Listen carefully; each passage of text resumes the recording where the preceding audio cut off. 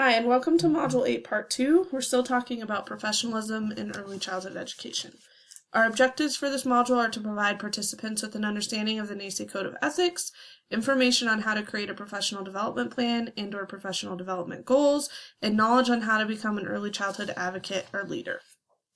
So we're going to start with the NAEYC Code of Ethics. And the NAEYC Code of Ethics is a document that is put out by the National Association for the Education of Young Children. And the reason why this document is important because we all have our own personal values and morality that we bring with us to our work. And because of this, it makes a unified approach to moral behavior inconsistent, because something that you might think is ethical is something that I might not think is ethical. And it's all based on our own life experiences. So what a code of ethics does is it helps us speak as one voice, and it provides a professional voice for our field. Because those personal values and morals provide a foundation for what we do as individuals, we need to try to come to a unified front. And this is what the NAEYC Code of Ethics does for us.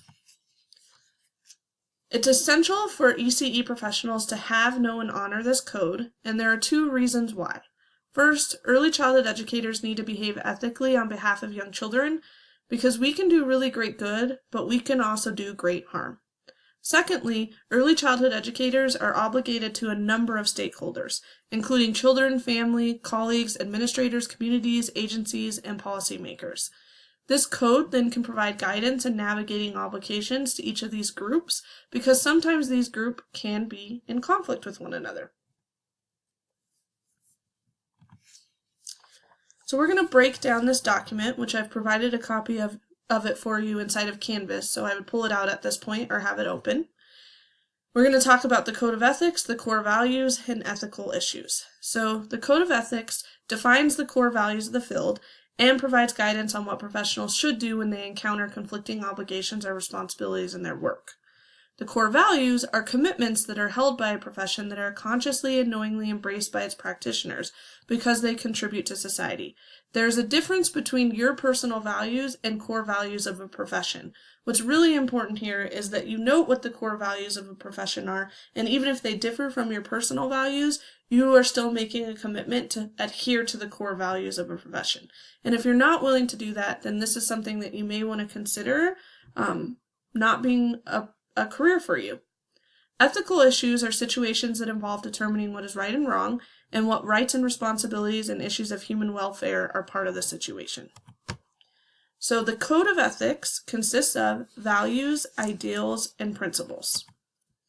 Core values are standards and ethical behavior in early childhood care and education, and are based on the commitment to the following core values that are deeply rooted in the history of the field of early care and education. In early care and education, we have made a commitment to. I'd like you to pause this video, and I would like you to take a look at the NAEYC Code of Ethics and read aloud the Code of Ethics core values on the first page of that document. And make note that this is what you, coming into this field, are making a commitment to do as an early childhood educator. So again, press pause, read over those core values. Additionally, the Code of Ethics is broken up into 4 sections. They cover ethical responsibilities to children, ethical responsibilities to families, ethical responsibilities to colleagues, and ethical responsibilities to the community and society. The conceptual framework also consists of ideals, so these reflect the aspirations of what practitioners should be doing, and the principles, and these guide and conduct and assist practitioners in resolving ethical dilemmas. Ideals and principles can work together to lead to conscientious decision-making anytime a situation involving conflict arises. We are going to talk a little bit about the difference between an ethical dilemma and ethical responsibilities. So ethical dilemmas are things that can be solved using the code, and that means that you're taking a look at what those guiding principles are, you're taking a look of the ideals, and that you are making sure that you're adhering to the core values when solving an ethical dilemma. Ethical dilemmas usually involve conflicting responsibilities and have more than one possible resolution, and it's important to note that all resolutions can be viable. An ethical issue must be one or the other, but not both. And when I say not both, I mean it's either an ethical dilemma or an ethical issue, but it's not an ethical responsibility. Ethical responsibilities are mandates. So these describe what early childhood educators must or must not do, including how they should act, and are clearly spelled out in the COLD. So an example of an ethical responsibility would be something like child abuse and neglect reporting. This is a responsibility. There is no ifs, ands, or buts about it. If you suspect child abuse and neglect, you report. That is an ethical responsibility. Ethical dilemmas come up more when we have conflicts maybe with a coworker, our parents, our program directors, and we'll do some examples of this when we meet this week to kind of figure out if it is ethical or not ethical using the Code of Ethics.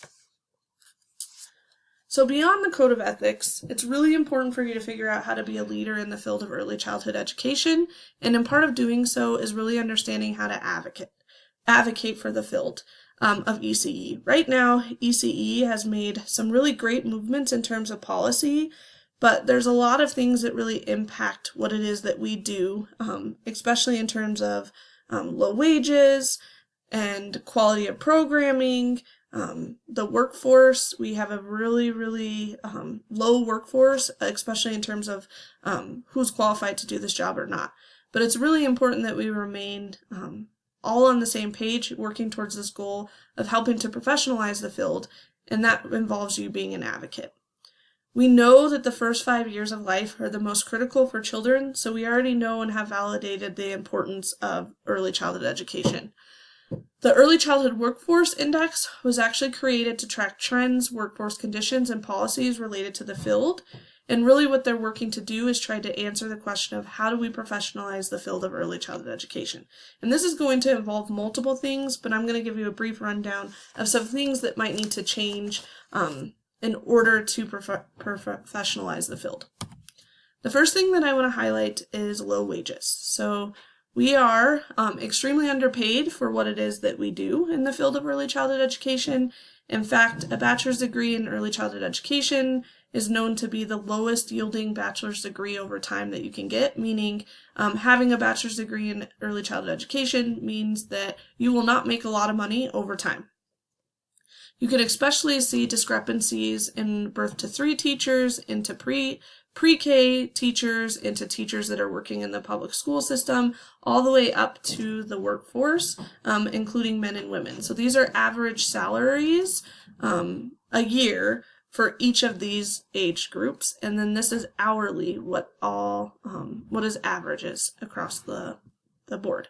So in order to kind of bring up the quality of programming, to bring up the quality of teaching, to bring up wages, there are some things that need to happen. So states do have the ability to impact funding, which quality of programming, quality of teaching, wages could all be impacted by funding in early childhood programs, and would also actually help with turnover and retention, I believe. There are some things that states can do and some things that you should understand about the state of Colorado.